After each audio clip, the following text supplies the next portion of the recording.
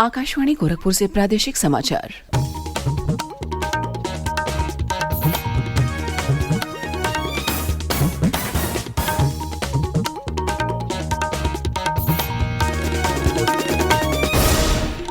नमस्कार, समाचार बुलेटिन के साथ में शिवानी अरोरा। पहले मुख्य समाचार। मुख्यमंत्री योगी आदित्यनाथ की अध्यक्षता में कल लखनऊ में हुई प्रदेश मंत्रिपरिषद की बैठक में मिली कई महत्वपूर्ण प्रस्तावों को मंजूरी। राज्य के 150 औद्योगिक प्रशिक्षण संस्थानों को किया जाएगा हाईटेक। मुख्यमंत्री ने कहा, यूपी वैश्विक शिखर सम्मेलन के सफल आयोजन से उत्तर प्रदेश को मिली एक नई पहचान। बेहतर टीम वर्क के साथ सभी ने किया शानदार काम। केंद्रीय रसायन एवं उर्वरक मंत्री डॉक्टर मनसुख मांडविया ने इफ्को की फूलपुर और आंवला इकाई में नैनो यूरिया तरल प्लांट का किया लोकार्पण। कहा, खेती में नैनो यूरिया के उपयोग से कृषि उत्पादन में होगी वृद्धि। और राज्यपाल आनंदीबेन पटेल ने कल किंग जॉर्ज चिकित्सा विश्वविद्यालय में किया मिलेट्स मेले का उद्घाटन। अब समाचार विस्तार से। मुख्यमंत्री योगी आदित्यनाथ की अध्यक्षता में कल लखनऊ में हुई मंत्रिपरिषद की बैठक में कई महत्वपूर्ण निर्णय लिए गए। मंत्रिपरिषद की बैठक में लिए गए निर्णयों की जानकारी देते हुए वित्त मंत्री सुरेश खन्ना ने बताया कि लखनऊ और हरदोई सीमा पर टेक्सटाइल पार्क बनाया जाएगा।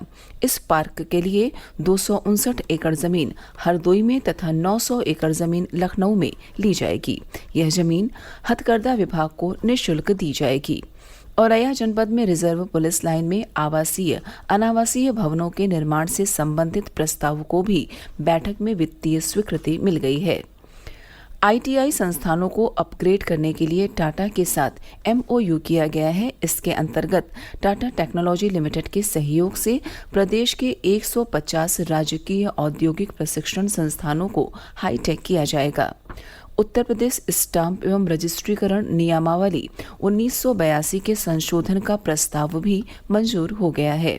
इसके अलावा मंत्रिपरिषद ने यमुना एक्सप्रेसवे औद्योगिक विकास प्राधिकरण क्षेत्र में भूस्वामियों से आपसी सहमति से क्रय की जाने वाली भूमि की दरों को पुनरीक्षित किए जाने के प्रस्ताव को स्वीकृति प्रदान कर दी है। मुख्यमंत्री योगी आदित्यनाथ ने उत्तर प्रदेश वैश्विक शिखर सम्मेलन के सफल आयोजन के बाद कल लखनऊ में अपने मंत्रिमंडल के सहयोगियों के साथ बैठक कर आवश्यक दिशा निर्देश दिए। मुख्यमंत्री ने कहा कि इस कार्यक्रम ने पूरी दुनिया में एक नए उत्तर प्रदेश को पहचान दी है। श्री योगी ने कहा कि एक बेहतर टीम वर्क के साथ सभी ने काम किया, जिसमें स्थानीय जनता का भी सकारात्मक सहयोग रहा। इसके लिए पूरा प्रदेश बधाई का पात्र है। मुख्यमंत्री ने कहा कि 33,50,000 करोड़ रुपए से अधिक के औद्योगिक निवेश वाले इस निवेशक सम्मेलन ने देश में एक रिकॉर्ड बनाया है। बुंदेलखंड और पूर्वांचल जैसे पिछड़े क्षेत्रों में रिकॉर्ड औद्योगिक निवेश आया है। उन्होंने कहा कि वैश्विक निवेशक सम्मेलन की यह सफलता उत्तर प्रदेश को देश की सबसे बड़ी अर्थव्यवस्था बनाने का मार्ग प्रशस्त करने वाली होगी। उन्होंने अपने मंत्रिमंडल सहयोगियों से विधानमंडल के बजट सत्र से पूर्व अपने प्रभार के जनपदों में भ्रमण कर स्थानीय जनप्रतिनिधियों के साथ उद्यमियों और व्यापारियों से मिलकर उन्हें निवेशक सम्मेलन की सफलता के बारे में जानकारी देने के लिए कहा है। मुख्यमंत्री ने सभी मंत्रियों से उनके विभागों को प्राप्त औद्योगिक निवेश प्रस्तावों की समीक्षा करने के लिए भी कहा। मुख्यमंत्री ने बताया कि अगले 6 माह में निवेश प्रस्तावों को जमीन पर उतारते हुए ग्राउंड ब्रेकिंग सेरेमनी का आयोजन किया जाएगा। उन्होंने कहा कि आने वाले दिनों में प्रदेश कैबिनेट की बैठक राजधानी लखनऊ के अलावा अन्य महत्वपूर्ण नगरों में भी आयोजित की जाएंगी। प्रदेश के नगरीय विकास, ऊर्जा एवं रिन्यूएबल एनर्जी विभाग के उत्तर प्रदेश वैश्विक निवेशक सम्मेलन 2023 के माध्यम से लगभग 10 लाख करोड़ रुपए के निवेश प्रस्ताव मिले हैं। नगर विकास एवं ऊर्जा मंत्री A.K. शर्मा ने बताया कि इन निवेश प्रस्तावों को धरातल पर उतारने के प्रयास किए जाएंगे।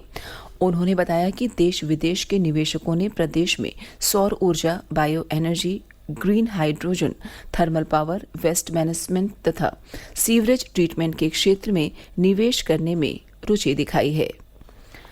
श्री शर्मा ने कहा कि निवेश प्रस्तावों के माध्यम से प्रदेश को $1 ट्रिलियन इकोनॉमी बनाने के संकल्प तथा देश को $5 ट्रिलियन इकोनॉमी के विजन को आगे बढ़ाने में मदद मिलेगी।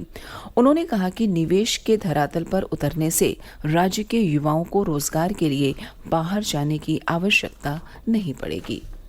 प्रादेशिक समाचार आप आकाशवाणी गोरखपुर से सुन रहे हैं। यह समाचार बुलेटिन हमारे YouTube channel AIR news Gorakhpur और ट्विटर हैंडल AIR न्यूज_GKP पर भी उपलब्ध है। केंद्रीय रसायन एवं उर्वरक मंत्री डॉक्टर मनसुख मांडविया ने कल इफ्को की प्रयागराज स्थित फूलपुर और बरेली की आंवला इकाई में नैनो यूरिया तरल प्लांट का लोकार्पण किया।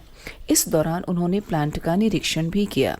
इस मौके पर अपने संबोधन में श्री मांडविया ने कहा कि खेतों में नैनो यूरिया के उपयोग से कृषि उत्पादन और किसानों की आय में वृद्धि होगी, साथ ही प्रदूषण में कमी होगी। उन्होंने कहा कि किसानों के लिए नैनो यूरिया सस्ता एवं प्रभावी विकल्प है। इसके साथ ही यह सभी के लिए सुरक्षित एवं हानि रहित है। बाद में पत्रकारों से बातचीत करते हुए केंद्रीय मंत्री ने कहा कि आंवला और फूलपुर में नैनो यूरिया का यह प्लांट किसानों के लिए लाभकारी होगा। राज्यपाल आनंदीबेन पटेल ने लखनऊ में किंग जॉर्ज चिकित्सा विश्वविद्यालय में कल मिलेट्स मेले का उद्घाटन किया। इस अवसर पर श्रीमती पटेल ने कहा कि बदलती जीवन शैली में स्वस्थ शरीर के लिए आहार में मिलेट्स को जोड़ना जरूरी हो गया है। वर्ष 2023 को अंतर्राष्ट्रीय मिलेट्स वर्ष घोषित किया गया है तथा मोटे अनाज को एक नया नाम श्री अन्न दिया गया है।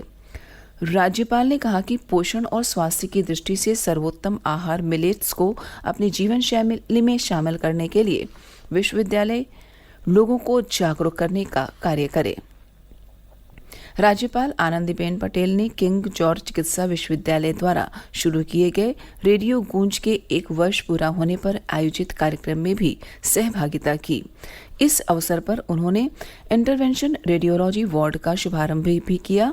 एक अन्य कार्यक्रम में श्रीमती पटेल ने लखनऊ के राजकीय बालिका इंटर कॉलेज में छात्र छात्राओं से संवाद किया और एक डिजिटल वैन का अवलोकन भी किया। राज्यपाल आनंदीबेन पटेल से कल राजभवन में बाराबंकी जनपद के 5 सरकारी प्राथमिक विद्यालयों के छात्र छात्राओं तथा शिक्षकों ने मुलाकात की। इस अवसर पर राज्यपाल ने बच्चों को जल संरक्षण तथा भोजन की बर्बादी रोकने की सलाह दी। उन्होंने छात्र छात्राओं के साथ आए शिक्षकों को बच्चों में अच्छी आदतें विकसित करने और उन्हें जल संरक्षण के महत्व के बारे में जानकारी दिए जाने का सुझाव दिया। इस अवसर पर राज्यपाल ने जल संरक्षण के क्षेत्र में उत्कृष्ट कार्य करने वाले बच्चों को सम्मानित किया। इस दौरान बच्चों ने राजभवन का भ्रमण किया और अपने अनुभवों को राज्यपाल के साथ साझा किया। वाराणसी के सभी Ayushman Bharat health and wellness centre पर कल स्वास्थ्य मेले का आयोजन किया गया और लोगों को स्वस्थ जीवन से संबंधित जानकारी देने के लिए जन जागरूकता रैली निकाली गई। केंद्रीय स्वास्थ्य मंत्रालय द्वारा देश भर में 1,56,000 आयुष्मान भारत और आरोग्य केंद्रों पर स्वास्थ्य मेलों का आयोजन किया जा रहा है। यह स्वास्थ्य मेला हर महीने की 14 तारीख को लगाया जा रहा है। वाराणसी के केंद्रीय कारागार में समर्थ योजना के अंतर्गत केंद्रीय रेशम बोर्ड द्वारा कौशल प्रशिक्षण कार्यक्रम का आयोजन किया जा रहा है। इसका शुभारंभ कल केंद्रीय रेशम बोर्ड के सचिव सदस्य राजित रंजन औखड़ियार ने किया। इस अवसर पर उन्होंने कहा कि जेल में कौशल प्रशिक्षण कार्यक्रम के द्वारा कैदियों को हुनरमंद बनाया जा रहा है ताकि जेल से रिहा होने के बाद वे आत्मनिर्भर बन सकें। सिद्धार्थनगर जिले में कल मुख्यमंत्री सामूहिक विवाह योजना के तहत कुल 667 जोड़ों का विवाह संपन्न कराया गया। इस अवसर पर स्थानीय सांसद जगदम्बिका पाल, विधायक श्यामधनी राही, माता प्रसाद पांडे तथा जिलाधिकारी और पुलिस अधीक्षक समेत प्रशासन के लोग मौजूद रहे।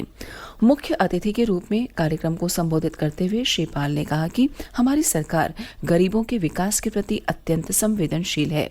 उन्होंने कहा कि इस प्रकार की योजना से जहां एक ओर दहेज प्रथा को समाप्त किया जा सकेगा, वहीं दूसरी ओर महिलाओं के प्रति लोगों की सोच बदल रही है। और अंत में इस बुलेटिन के मुख्य समाचार एक बार फिर। मुख्यमंत्री योगी आदित्यनाथ की अध्यक्षता में कल लखनऊ में हुई प्रदेश मंत्रिपरिषद की बैठक में मिली कई महत्वपूर्ण प्रस्तावों को मंजूरी। राज्य के 150 औद्योगिक प्रशिक्षण संस्थानों को किया जाएगा हाईटेक। मुख्यमंत्री ने कहा, यूपी वैश्विक शिखर सम्मेलन के सफल आयोजन से उत्तर प्रदेश को मिली एक नई पहचान।